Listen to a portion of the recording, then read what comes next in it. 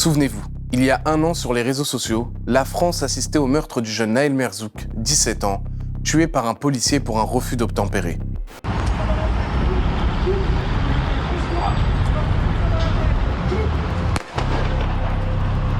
Ils ont tiré, wesh. Il est mort, wesh. C'est fini. Suite à cet homicide, une partie de la jeunesse française s'était embrasée.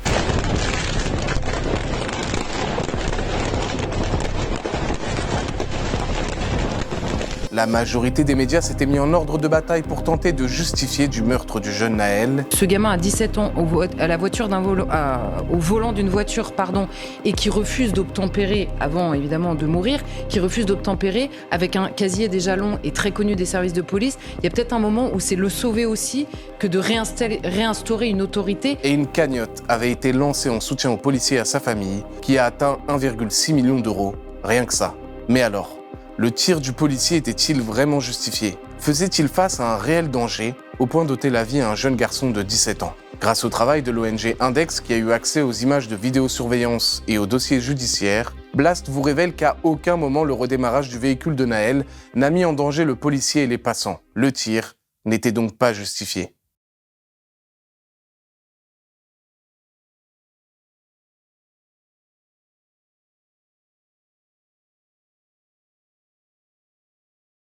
« 27 juin 2023, à 8h17, dans le passage Arago à Nanterre, dans les Hauts-de-Seine.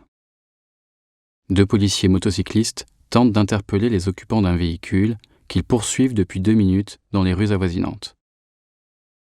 Le véhicule a commis plusieurs infractions au code de la route. Le conducteur, Nahel Merzouk, a 17 ans. Les deux passagers ont respectivement 17 et 14 ans. À 8h17 et 51 secondes, un premier témoin commence à filmer la scène dans le rétroviseur de son véhicule.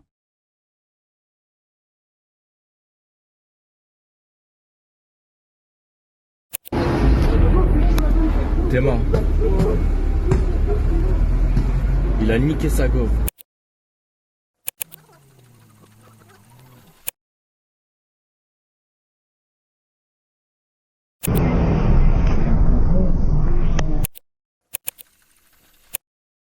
Le policier Julien L, au deuxième plan, porte un coup dans l'habitacle de sa main gauche, à travers la fenêtre conducteur ouverte.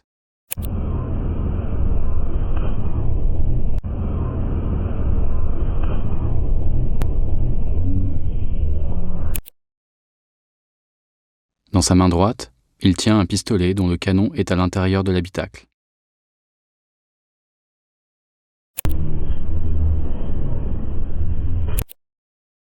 Son collègue, Florian M, positionné au premier plan, tient également un pistolet dans sa main droite. Il porte 4 coups sur le pare-brise du véhicule avec son arme.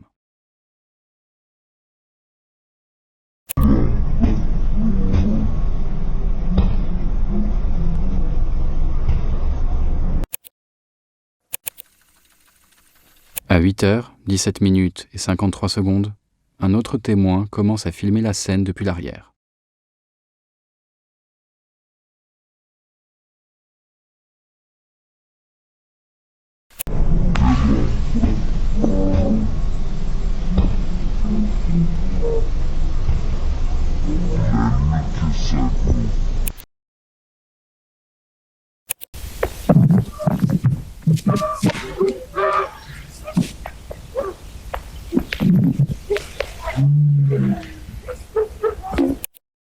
Le policier Julien L rentre entièrement son bras droit, avec lequel il tient son arme, à l'intérieur de l'habitacle.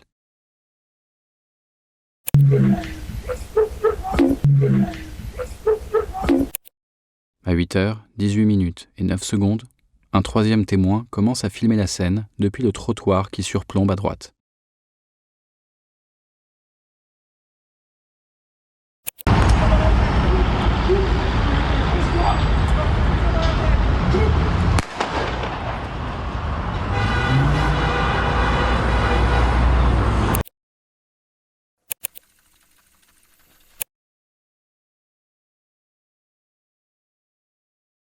Le policier Florian M vient de tirer un coup de feu à travers le pare-brise en direction du conducteur.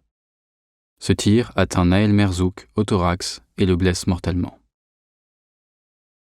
Le policier Julien L. tient lui aussi son arme dans sa main droite à cet instant.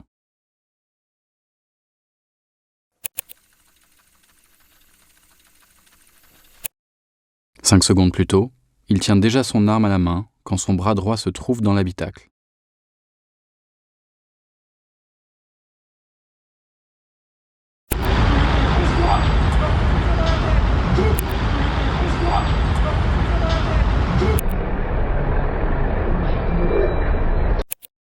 Le policier Julien L. tient son arme à hauteur de la tête de Naël Merzouk. Dans l'instant qui suit, un geste brusque du poignet est visible, accompagné d'un bruit sec.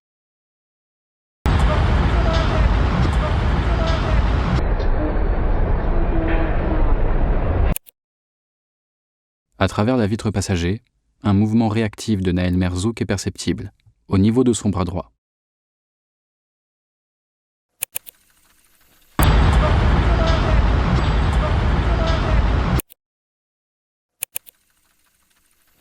Au même moment, l'enregistrement sonore de la vidéo laisse entendre l'un des deux policiers prononcer les mots « balle dans la tête ».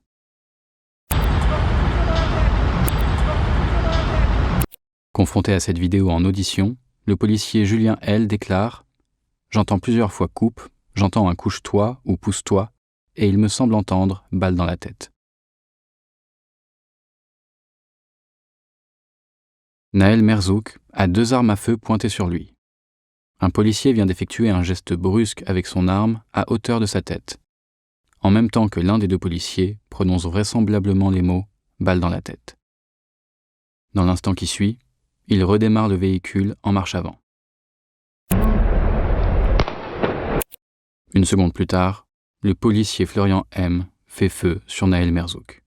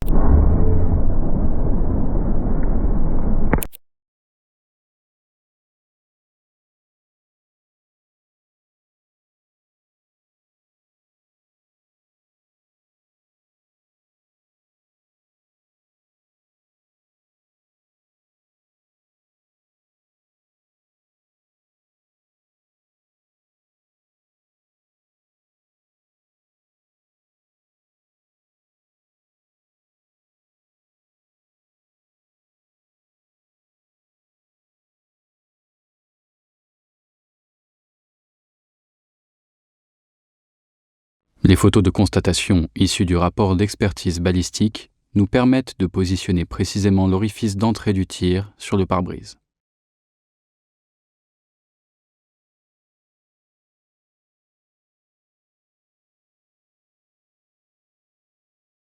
L'étude de l'orifice d'entrée indique que la trajectoire de la balle, tirée depuis le côté gauche du véhicule, forme un angle de 40 degrés avec son axe longitudinal.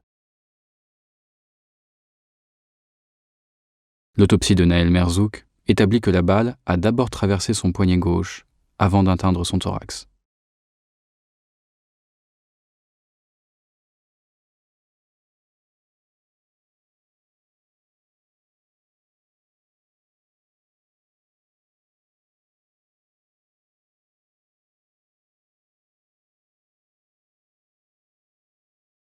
Une image, extraite de l'expertise médico-légale, permet de localiser le projectile en fin de course, en position sous-cutanée dans le dos de Naël Merzouk.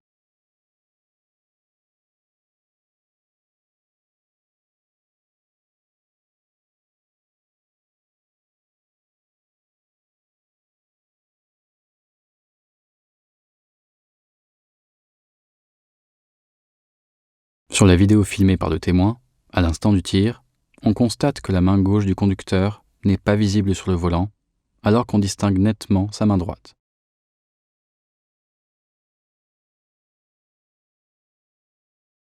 Naël Merzouk avait vraisemblablement sa main gauche levée en protection devant lui à l'instant du tir.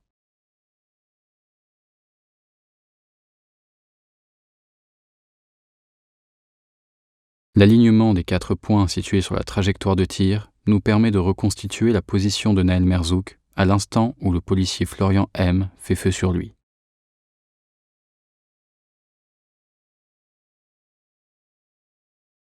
L'enregistrement d'une caméra de surveillance urbaine permet d'observer la trajectoire du véhicule de Naël Merzouk lors de son redémarrage.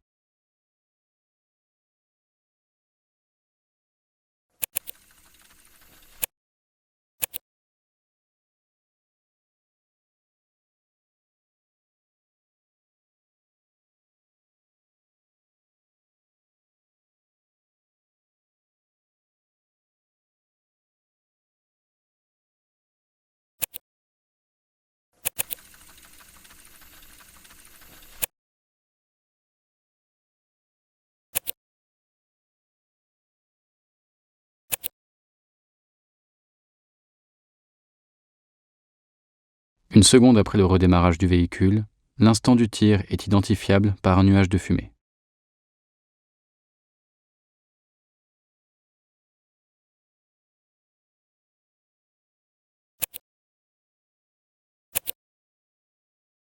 En avançant depuis sa position initiale, le véhicule de Naël Merzouk s'écarte du trottoir où sont situés les policiers.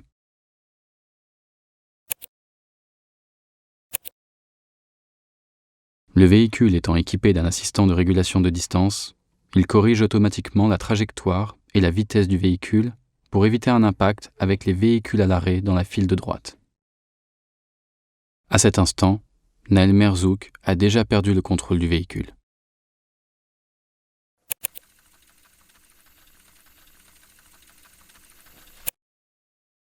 Les images de vidéosurveillance permettent d'observer l'espace entre le véhicule, le trottoir et le muret au moment du redémarrage et du tir. Juste avant le redémarrage du véhicule, sur le modèle de reconstitution 3D, la distance mesurée entre le véhicule et le muret est de 127 cm.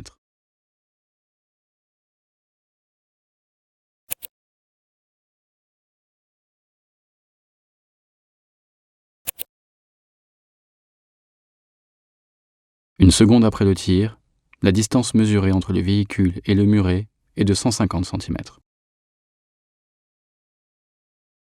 En conclusion de son rapport, l'expert en accidentologie désigné dans le cadre de l'instruction judiciaire déclare « La mise en mouvement du véhicule Mercedes ne présentait pas de danger imminent pour les fonctionnaires de police. »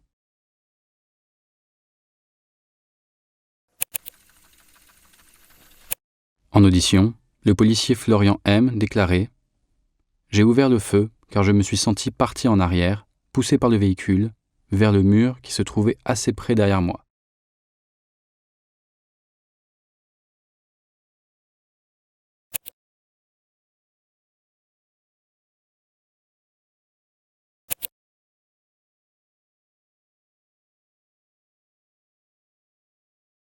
L'enregistrement de la caméra de surveillance urbaine permet d'observer les conditions de circulation automobile au moment des faits.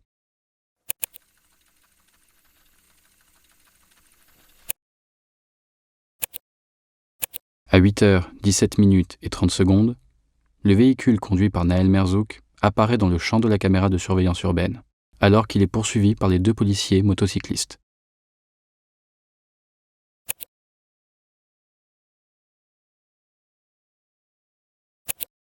Le véhicule est contraint de stopper sa course dans le passage Arago, derrière des véhicules arrêtés au feu rouge.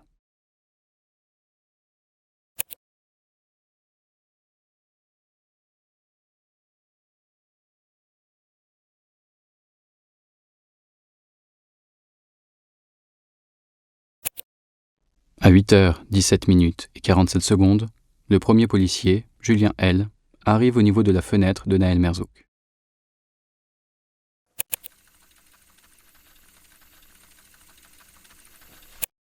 28 secondes plus tard, le deuxième policier, Florian M., fait feu sur Nahel Merzouk. À cet instant, les deux voies de circulation sur le passage Arago sont encore obstruées par des véhicules à l'arrêt.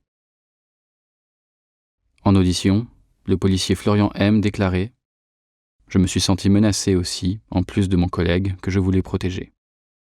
Et puis il y avait tellement de monde dans la rue, comme je vous ai expliqué précédemment. Je pense vraiment aujourd'hui que j'ai sauvé des vies. »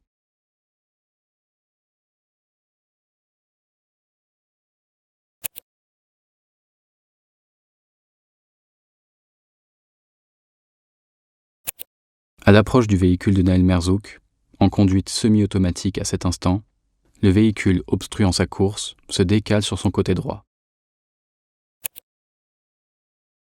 Alors que Nahel Merzouk est inconscient, le véhicule poursuit son avancée jusqu'à heurter un poteau à proximité de la caméra de surveillance, dont on voit vibrer la partie haute sur les images. À 8h18 et 35 secondes, le conducteur du véhicule qui s'est décalé à droite commence à filmer la scène de l'accident.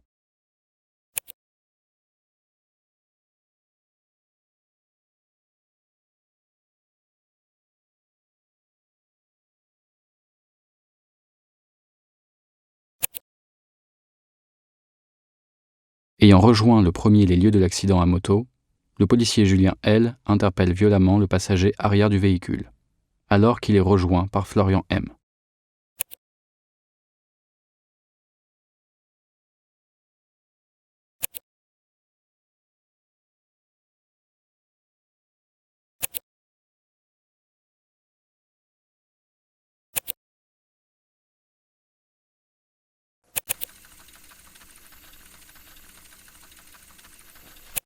À 8h26 et 42 secondes, l'opérateur de surveillance urbaine oriente manuellement la caméra vers le véhicule accidenté. Des policiers sont alors visibles en train de pratiquer un massage cardiaque sur Nahel Merzouk. D'après l'expertise médico-légale, celui-ci est déjà décédé depuis plusieurs minutes.